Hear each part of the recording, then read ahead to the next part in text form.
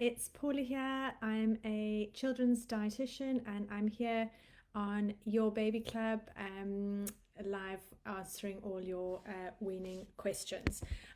So let me know if you have any questions about introducing solids to your baby or weaning, any kind of baby nutrition questions, toddler nutrition, anything like that. I'll be able to answer your questions. So just to tell you a little bit about myself, my name is Paula Hallam. I'm a paediatric dietitian. Been a dietitian for 20 years now, so I've helped lots and lots of families over the years with their children's nutrition. I currently work in allergy research, so I am very interested in food allergies, but I can answer any questions about weaning, introducing solids to your baby, anything to do with food allergies or toddler nutrition, fussy eating, anything like that. So I can see lots of people joining, which is great. So welcome, and you can ask me any questions you like about weaning, baby nutrition, toddler nutrition, anything like that. So let me know if you have any questions, and we can get started. If we run out of time, I'll be here until about 2:30. If we run out of time, I'm going to be going over to Instagram, Your Baby Club Instagram page after this, and doing a live Q&A there. So if I miss any of your questions, you can hop over to Instagram as well. So welcome everyone. I can see lots of people have joined. So I'm just checking if we have any questions down here. And so send in any questions that you might have.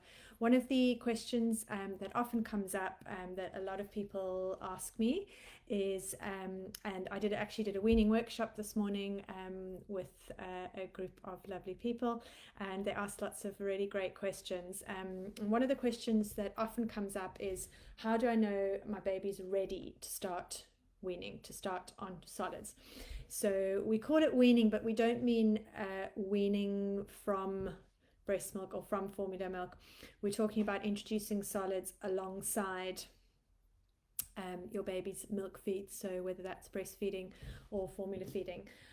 So in terms of how you know if your baby's ready, the current advice is around 6 months, but there's quite a lot of flexibility in that. So the thing to do is not sort of look at the calendar and look at the age of your baby, because every baby's development is slightly different. So try to look for the signs that your baby is developmentally ready. So there are 4 signs of developmental readiness to look for.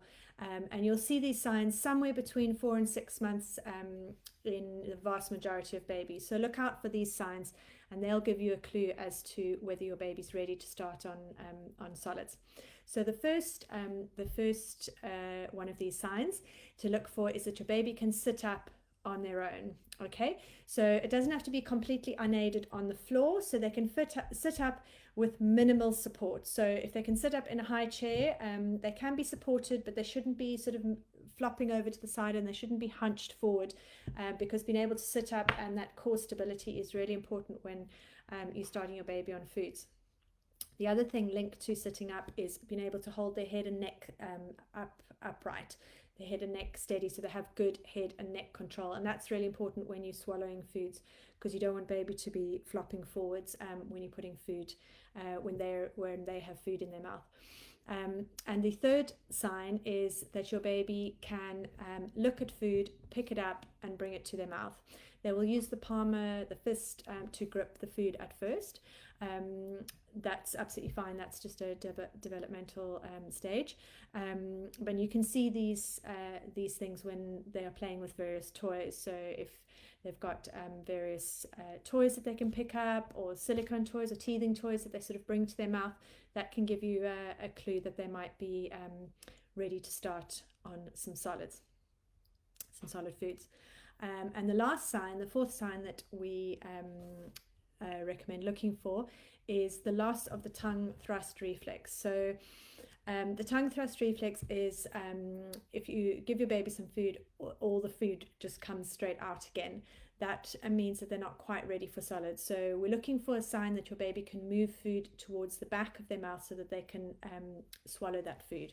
So of course some of the food will come out and be messy around their face, but what we're looking for is that they're able to move some of that food that you give them either on a spoon or if they pick up the food themselves, some of the food they're able to move that to the back of their mouth and to swallow it. Okay, so those are the 4 signs of developmental readiness.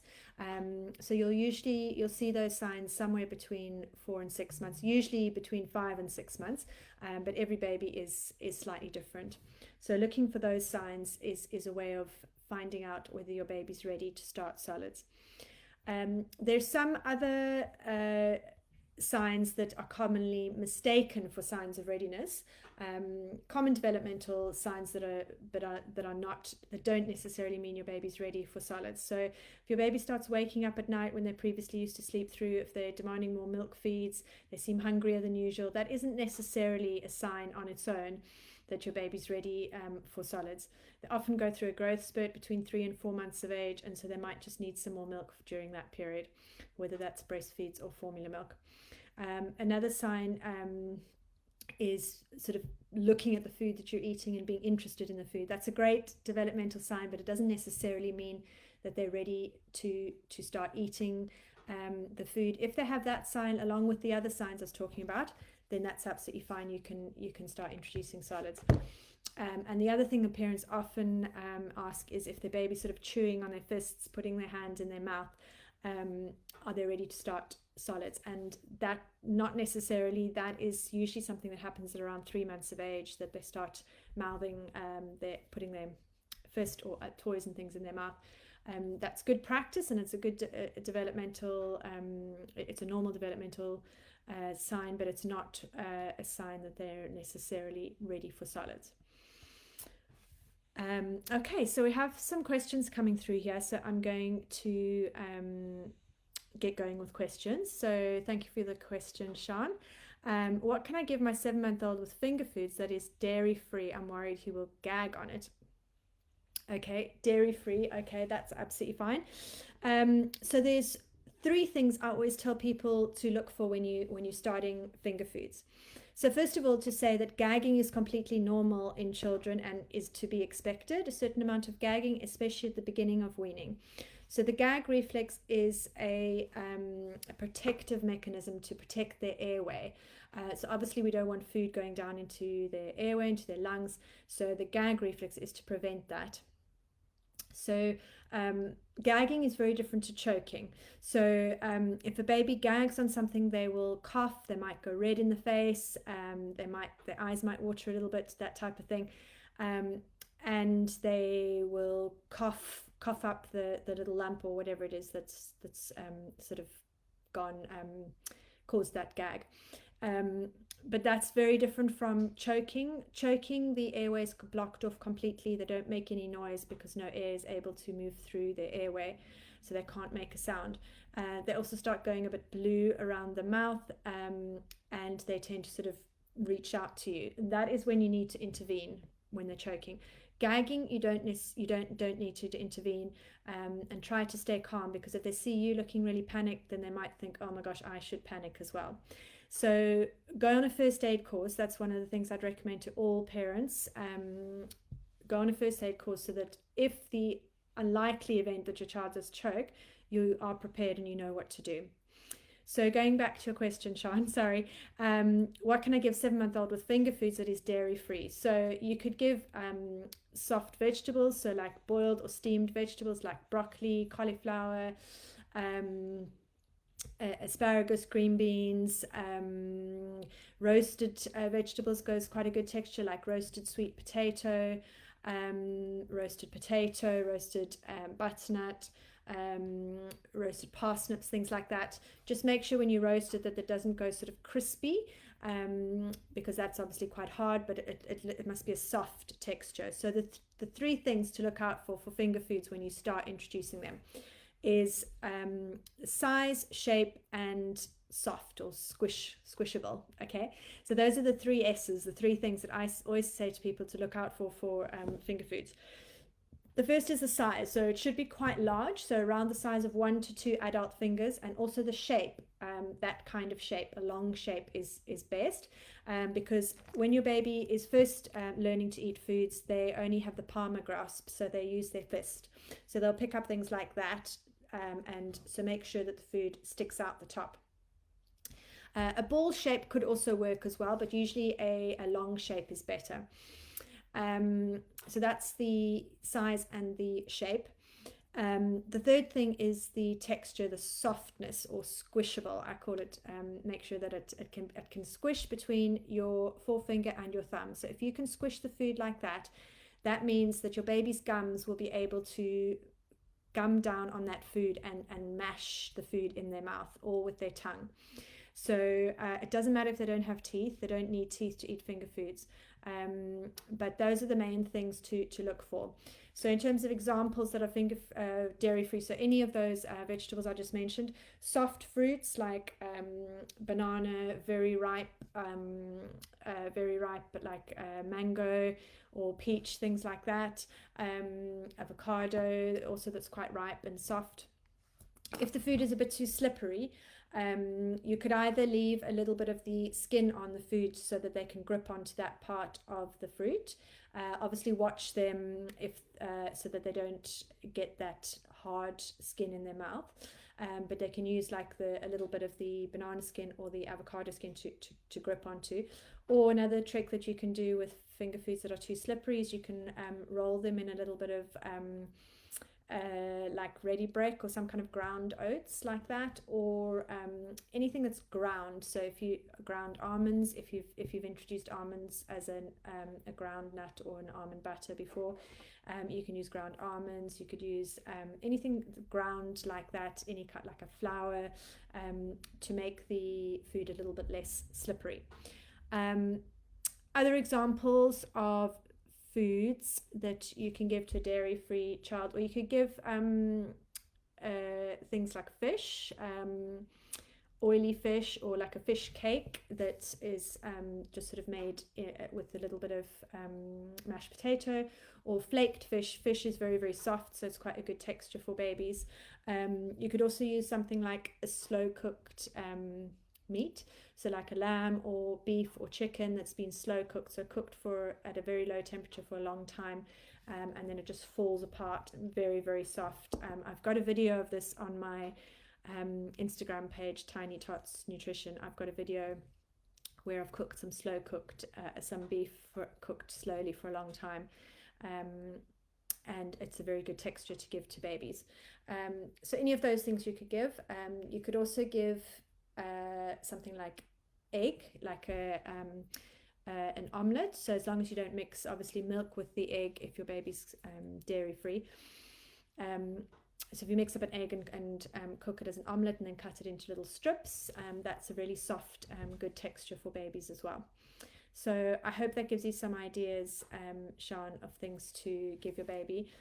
If your baby has got a milk allergy, I've got a huge amount of information on my Instagram page, Tiny Tots Nutrition, because I see a lot of babies with milk allergies. It's one of my kind of specialties. So I've got a lot of information on my page about how to cope with that, how to manage your baby with a cow's milk allergy. So I hope that answers your question, Sean. I hope that's helpful. So let me know if you have any other questions that you'd like me to answer. I'm just checking further down if we have any other questions coming through. Okay, yeah. So I hope that's helpful. Just looking if we've got any other questions that have come through. Okay. Okay, so let's have a look to see if I've got any other questions here that we can answer for you. Okay, so how can I encourage my baby to feed themselves at meal times who doesn't really seem that interested in picking up foods himself? So yeah, that's a really good question. So I would always encourage you to try and encourage your baby to feed themselves. You can also spoon feed, that's absolutely fine, but giving them their own spoon, letting them get their hands in the food, letting them get messy so that they can see, smell, touch the food really helps them to accept different foods. You can also use a spoon, something like this. This is called a dip spoon from Cogni Kids. The other brands like Utensil, which make similar type of spoons, and this really encourages self-feeding. So as you can see, it's just a flat spoon, but it has these sort of bumpy silicone bits on it, and if you dip that into a sort of thick-ish puree, some of the food will stick around the spoon, and that can help your baby get the food from the bowl or whatever it's in to their mouth, and it means that they don't have to sort of balance the food on the spoon and then get it to their mouth without, because they usually turn the spoon the other way around. So something like a usual spoon that you might be using for weaning, something like this, which is absolutely fine for you to use, but baby might sort of drop everything off.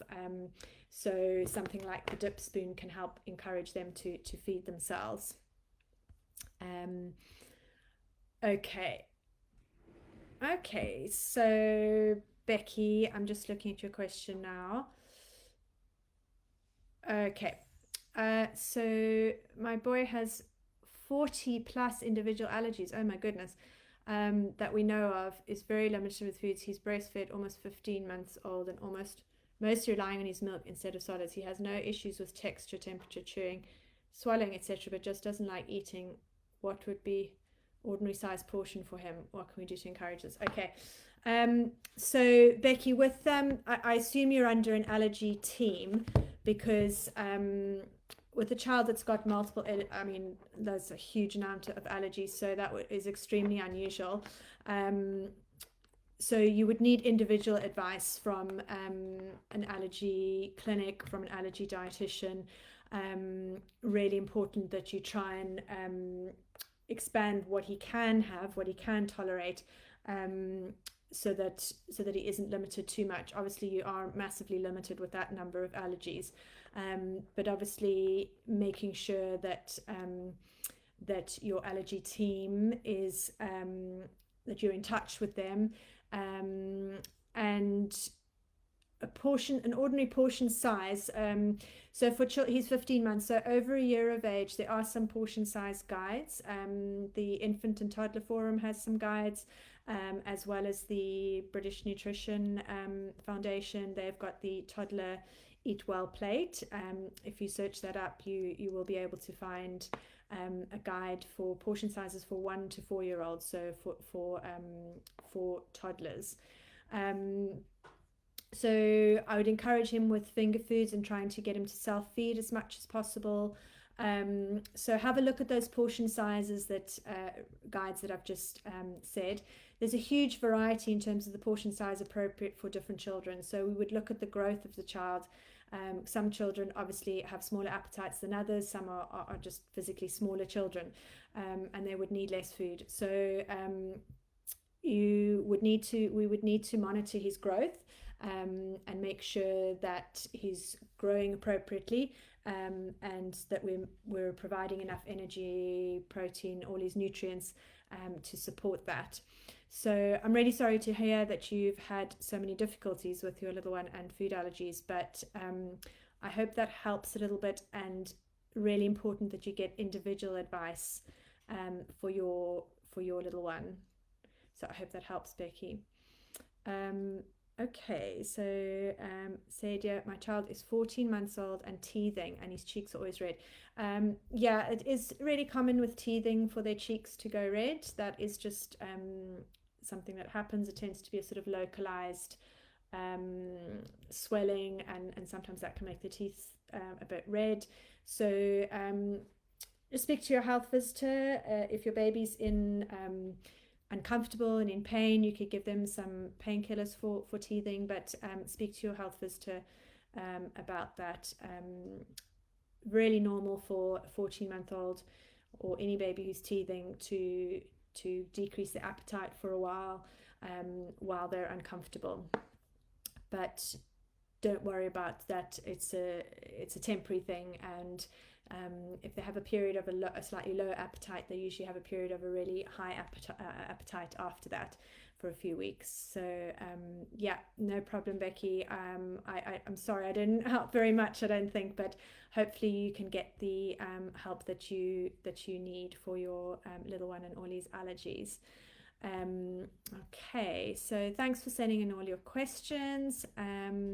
Let's just see if we have any more questions.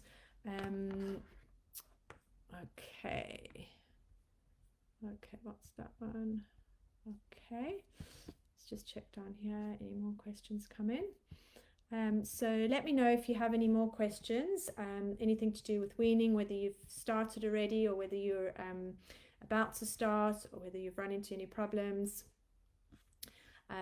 Let me know how things are going. It's a fun time introducing foods to your baby, but I know it can be quite stressful and anxious time as well. So let me know if you have any questions about about offering different foods or different things to your baby. Let's see if there are any other questions that have come through here. So okay, let's just have a look.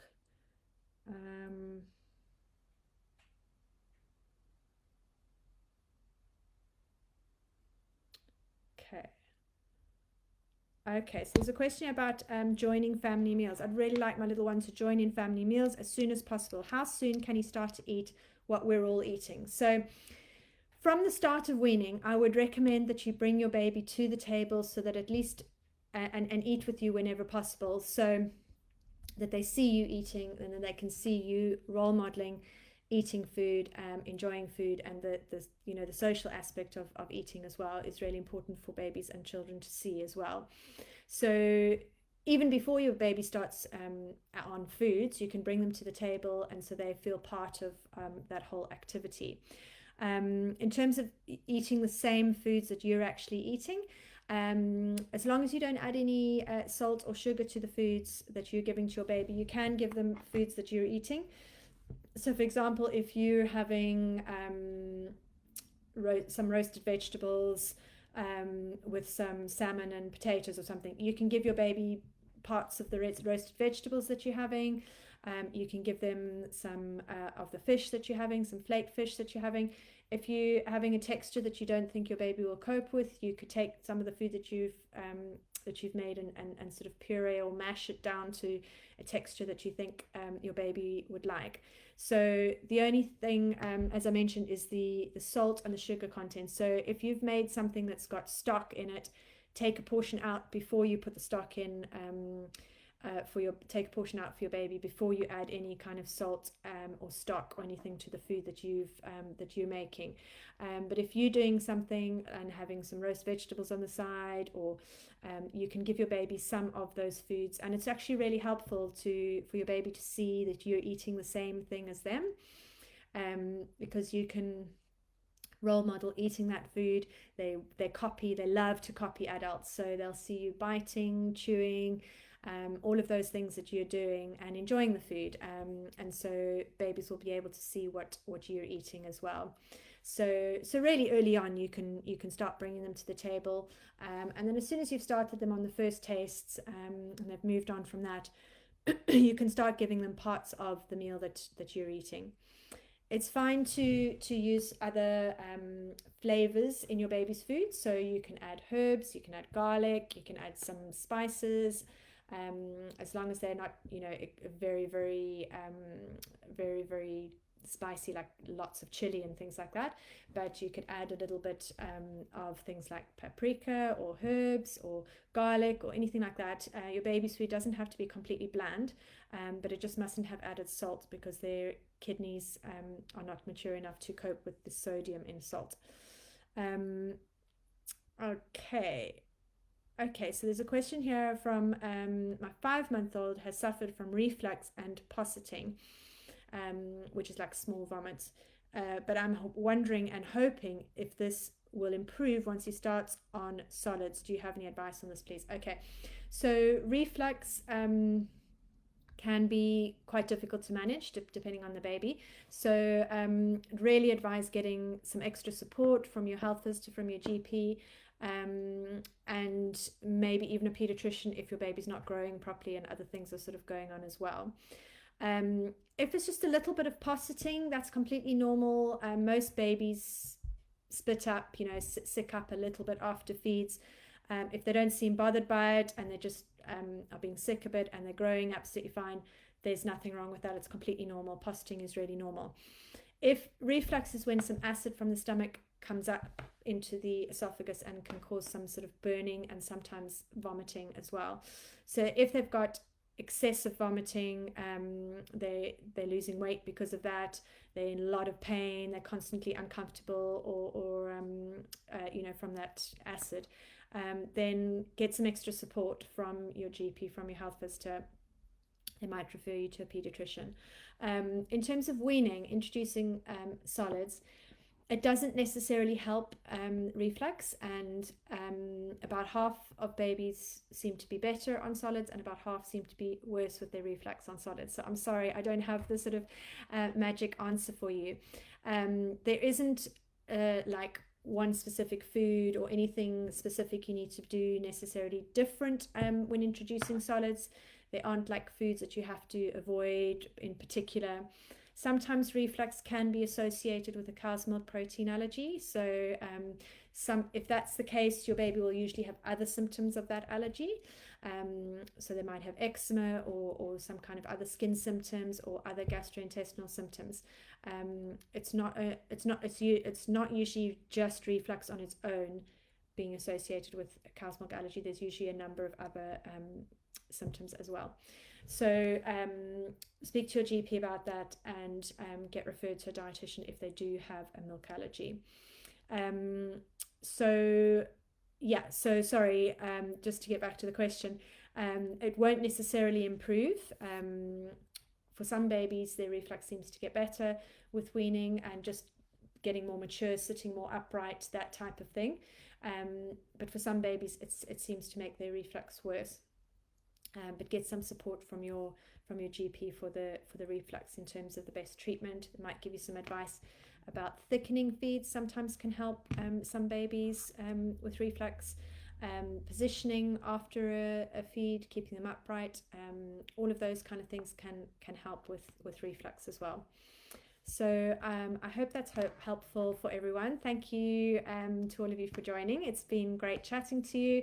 And I hope you enjoyed it and I hope it was helpful. And I'm just hopping over now to Instagram and I'm going to be answering a lot of more weaning questions over there. So if I missed any of your questions, you can hop over to Your Baby Club Instagram and I'll see you soon. Bye now.